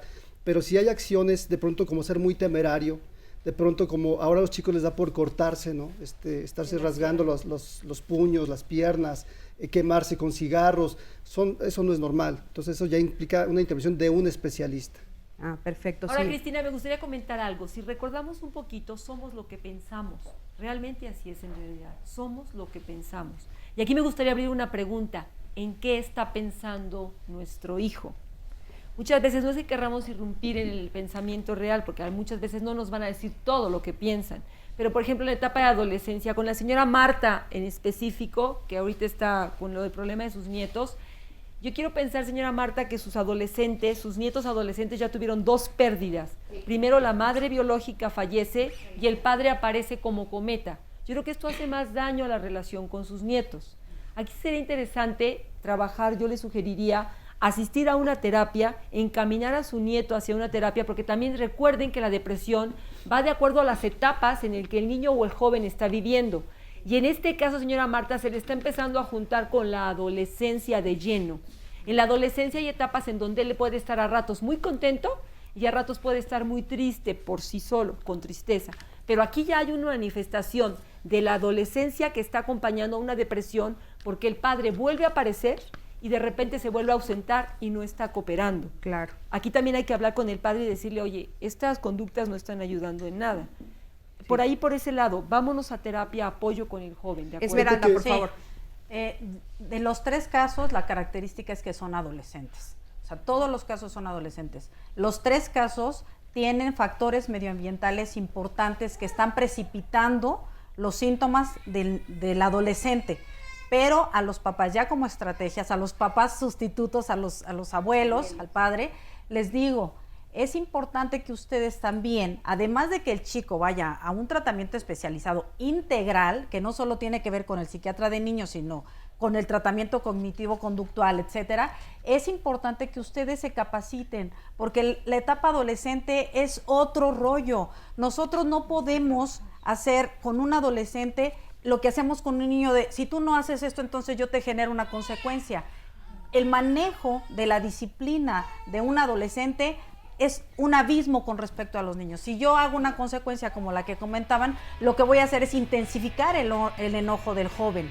Entonces, en el periodo de la adolescencia, ustedes necesitan mucha asistencia sobre el conocimiento de la adolescencia normal y sobre la negociación. Perfecto, Por pues eso con el eso nos trabajo- quedamos. Vamos a un corte, en un momentito regresamos, quédate con nosotros y vamos a ver un testimonio. Acompáñanos.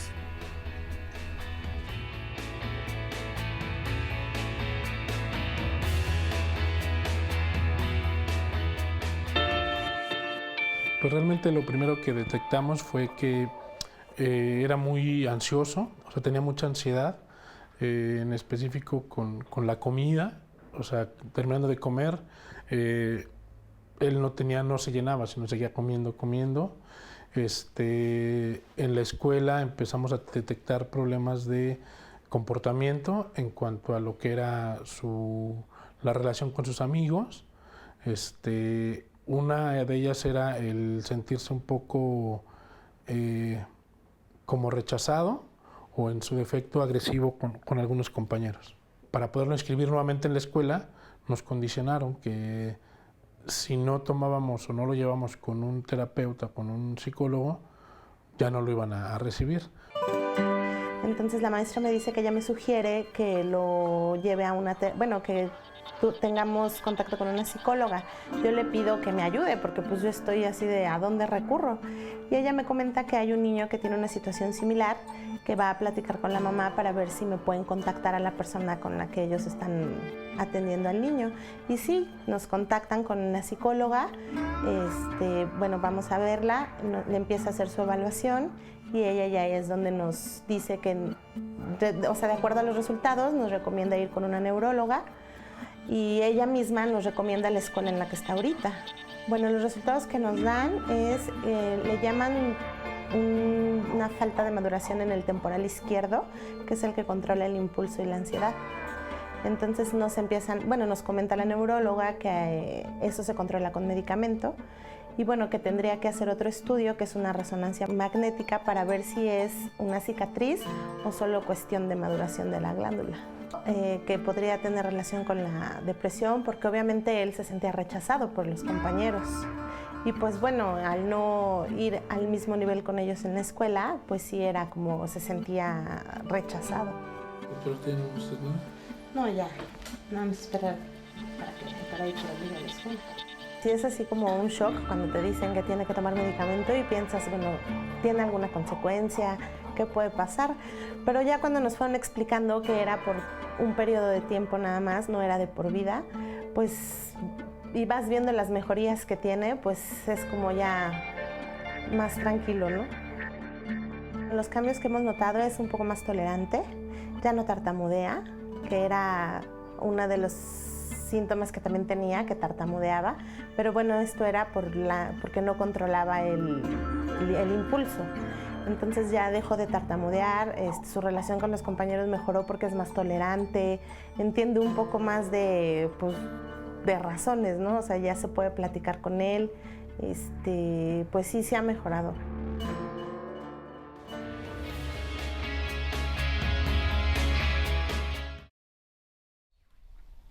Estamos de vuelta en Diálogos en Confianza y bueno, el próximo martes no te pierdas nuestro programa porque tendremos un tema muy interesante, los hijos y el divorcio. Fíjense que el Instituto Nacional de Estadística, Geografía e Informática, el INEGI, dio recientemente unas cifras que son pues de verdad de ponerles atención, porque a partir de los años 2000 o entre los años 2000 al 2011, el número de divorcios se incrementó en un 74.3%.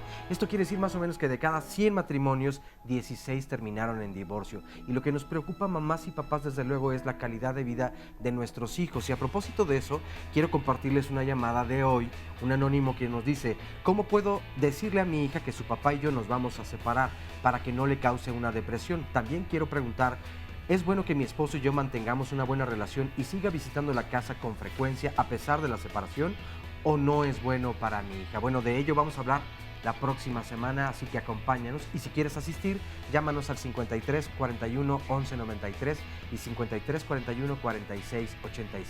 Vámonos a ver un resumen y enseguida un testimonio.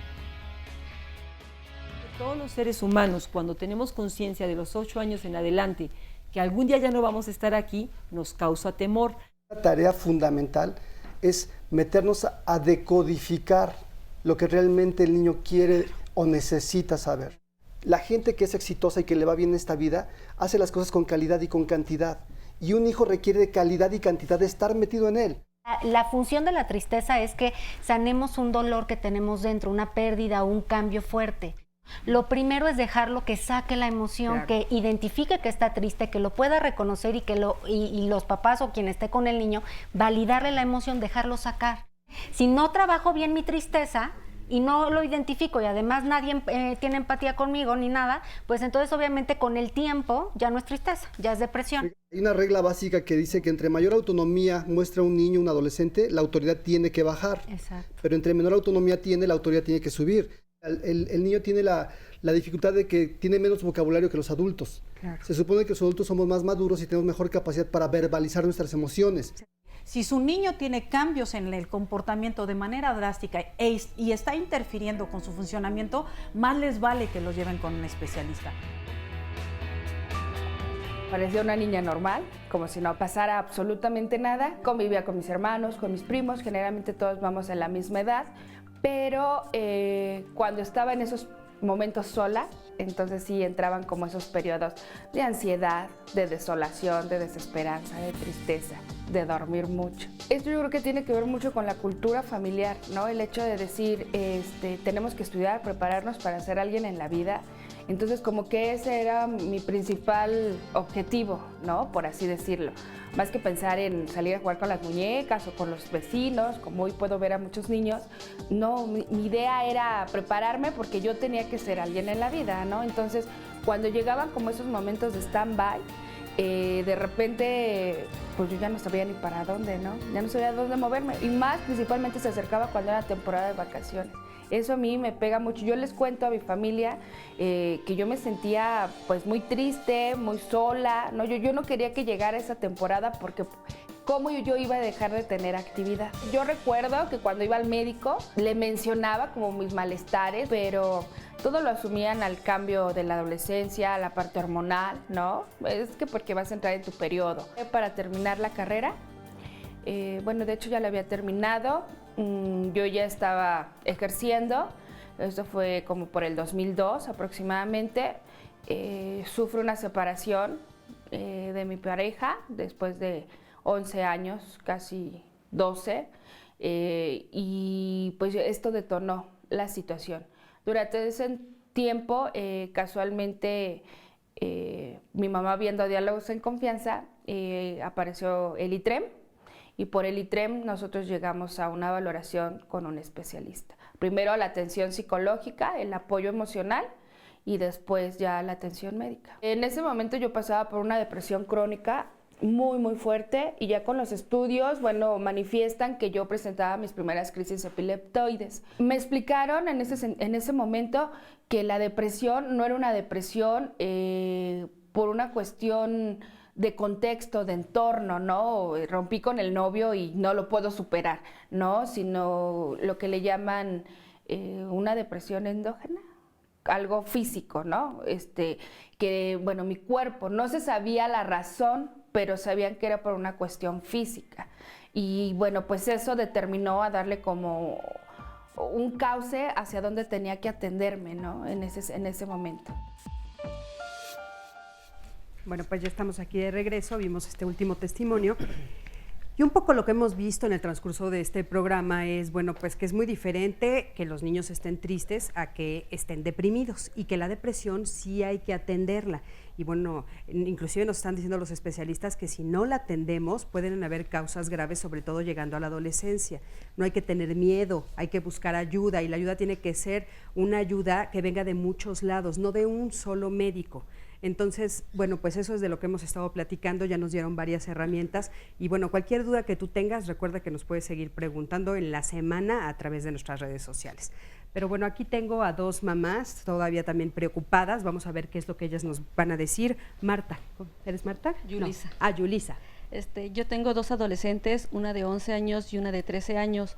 He notado que tiene cambios, de repente está muy triste, yo le pregunto que por qué llora, no me sabe decir razón, luego no quiere comer, se me ha estado enfermando mucho. Y ha llegado a lastimarse. Y últimamente, ahora sí, pues tiene poquito, que yo pensé que era un berrinche por no haberla dejado salir.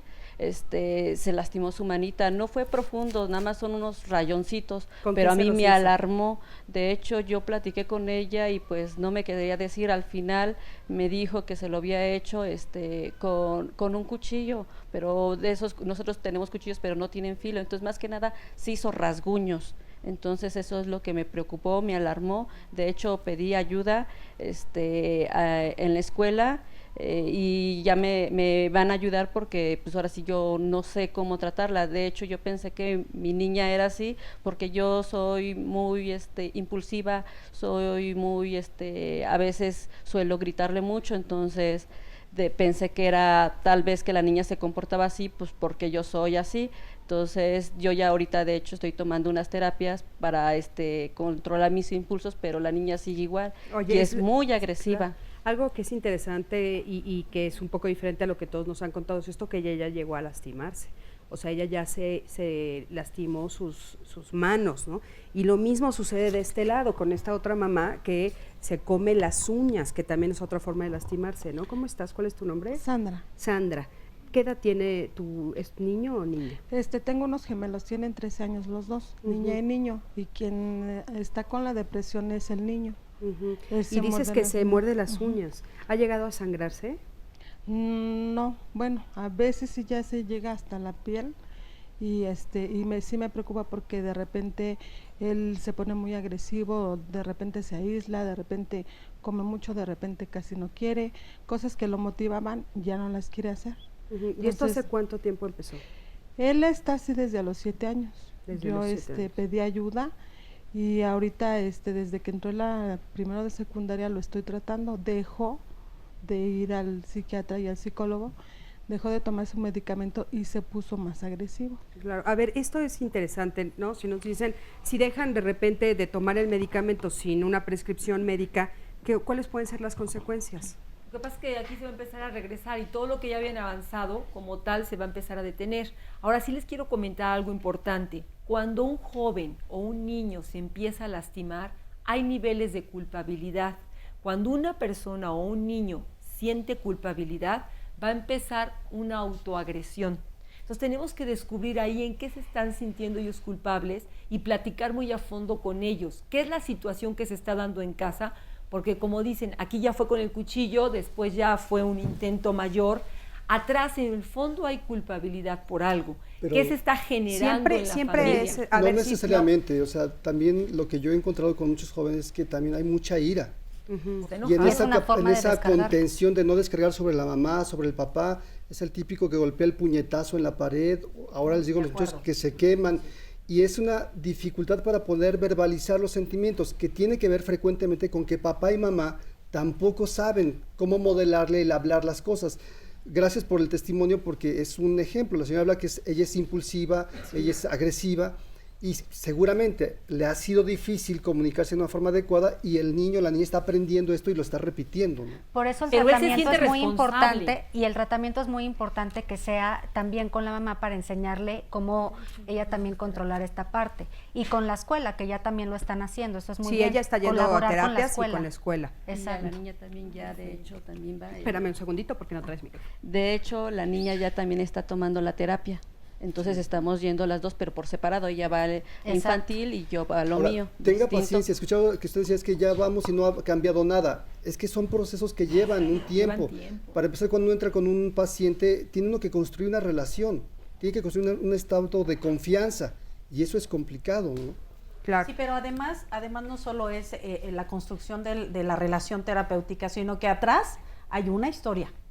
Hay una historia entre usted y ella, hay una historia entre ustedes y ese hijo que está siendo repetida y repetida. Yo escuché que usted es impulsiva, escuché que usted es gritona. No sé si lo impulsiva genere otro tipo de adjetivos, como si es agresiva, como si le pega, no lo sé.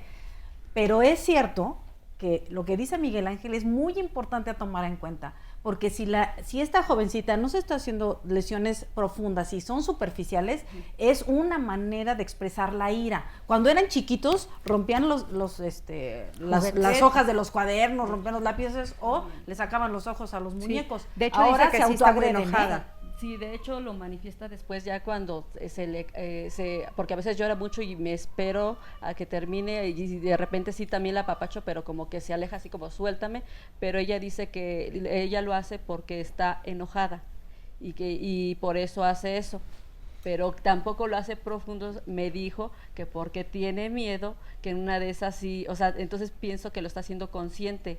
Pero pues como está pequeña y yo Claro no lo que sé sí. manejar, pues ahora sí que esa es mi preocupación. Pero al final es muy importante entender que está comunicando algo. Es una llamada no lo de está haciendo atención. de la forma apropiada. Está tratando Por de eso, decir como algo. adultos maduros que somos, le vamos a enseñar la manera de cómo se tendría que hacer y decirle, no debes de hacer eso, tú puedes decirme que estás muy enojada. Y yo como padre fuerte, tolerar que me diga, estoy muy enojado contigo porque me gritaste y me dijiste groserías, lo que sea, ¿no? O sea, permitir ese diálogo, Miguel Ángel. Claro, el enojo- permitir que nuestros hijos se expresen. Se permite el enojo. Sí, el se enojo es cambia la muy manera en importante. cómo lo expresas, que eso es lo que hacemos en la terapia cognitivo-conductual. Lo primero es ver qué es lo que o sea, qué hay en su mundo interno en la niña, cuál es su diálogo interno, cómo piensa, qué pensamientos tiene. Se dan herramientas para que cambien esos pensamientos y también estrategias conductuales para que empiecen a modular su conducta. Entonces, el objetivo es que la niña logre reconocer qué le enoja, qué piensa cuando se enoja, cómo es esa emoción, qué tan intensa es y qué estrategias de enfrentamiento a nivel conductual puede emplear que sean más adaptativas y sanas para expresar su enojo. Claro. Pero lo que y que no lo se- sepan los dos, ¿no? Que eso es algo que dicen ustedes muy El importante. los tratamiento es papás para los papás y, el los niño o el niños, adolescente. porque entonces si él sabe comunicarse, pero si yo no sé escuchar, Claro. pues de nada Exacto, le sirve por a él supuesto. saber comunicarse, ¿no? Ahora, una tarea yo creo que es básica de todo padre es identificar los talentos de los hijos, porque normalmente cuando vemos lo malo es muy aparatoso y lo estamos marcando. Junto con esto, que tú identifiques en qué es buena, qué hace bien y que la elogies, la reconozcas, le aplaudas lo que verdaderamente hace bien, porque también eso liga con la autoestima y encuentra un canal por donde desahogar o ser alguien. Muy bien. Pues bueno, Oscarito, ¿tienes algunos otros comentarios ya Sí, finales? tengo, fíjate, una llamada telefónica donde nos dice Esther Campos García: soy madre soltera de una niña de 8 años que sufre de depresión. Acude al psicólogo, pero no veo resultados. Ella me ha bajado en la escuela y dice que es por falta de su padre. ¿Qué me recomiendan los especialistas? Y quiero unir muchos otros comentarios en Twitter y en Facebook donde personas del estado de Guanajuato, que les mandamos muchos saludos, el estado de Puebla, el estado de Aguascalientes, en fin, de muchos estados de Michoacán, nos dicen, oigan, ¿y acá cómo podemos encontrar entonces esta ayuda? Y tú tenías, por cierto, Carla, una opinión al respecto. Ahora, muchas veces está este problema de que no existen tantos especialistas ni psiquiatras en los estados, por lo que hemos venido viendo en los comentarios. Y entonces hay nuevas formas de terapia que se pueden hacer a través de línea, ¿no? Que es ¿A través de internet? A través de internet, que es a través de programas que nos permiten hacer esa hacer algo, bueno, semipresencial, ¿ok? Y también buscar ayuda de esta forma. Ok, eso estaría muy bien. Oye, y por último también nos están preguntando, muchos preguntan si la PNL funciona, la programación neurolingüística, y las terapias alternativas. ¿Estas sí funcionan para la depresión?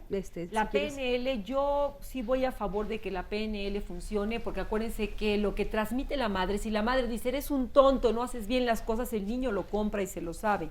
Si empezamos a utilizar un lenguaje adecuado, donde al niño le vamos a reforzar, como decía Miguel Ángel, reforzarle sus habilidades y buscar qué capacidades va teniendo, el niño no nada más se siente sumido en la culpa, en la tristeza o en el enojo, sino también va encontrando recursos a través de un diálogo que se maneja en familia sobre PNL, se puede manejar para que el niño se sienta óptimo y pueda salir adelante. Okay, claro, pero no dejen de recordar que cuando un trastorno depresivo ya está instalado, si el trastorno mismo no recibe un tratamiento farmacológico acompañado de este tipo de terapias, más del 80% de estos pacientes van a recaer y van a convertirse en trastornos depresivos recurrentes y van a tener que tratarlos toda su vida o no tratarlos y mantenerlos deprimidos toda su vida. Híjole.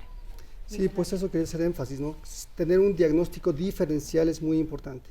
¿Qué es orgánico? ¿Qué es emocional? O si tiene los dos elementos para atenderlo de manera apropiada, ¿no? Tener ese diagnóstico, pero que la reacción de los papás ante ese diagnóstico es muy importante, es decir, que no se alteren, que no lo magnifiquen en cuestión de que caigan en pánico y entonces ya no hago nada, porque eso es lo que hace abandonar todo y caer en negación, no pasa nada y minimizan las cosas. Entonces, saber que es un tratamiento en equipo, el médico, el psicoterapeuta y la escuela y el niño y la familia. Perfecto. Oigan, pues bueno, creo que espero que nos haya quedado más claro con todo lo que escuchamos, a todos ustedes que están viéndonos a través de su pantalla, que nos haya quedado más claro todo esto que tiene que ver con la diferencia entre la tristeza y la depresión de nuestros hijos. Y bueno, por supuesto también atenderlos, ¿no? De esta manera, pues entre todos los especialistas, como nos estuvieron diciendo aquí, no solamente en una área. Y bueno, la próxima semana, recuerda que aquí te espero, el próximo martes aquí en Diálogos en Confianza, y el tema que vamos a ver, ya te dijo Oscarito, pero te lo repito, los hijos y el divorcio. Y bueno, búscame también en Facebook como Cristina Jauregui, nos vemos la próxima semana. Gracias a todos.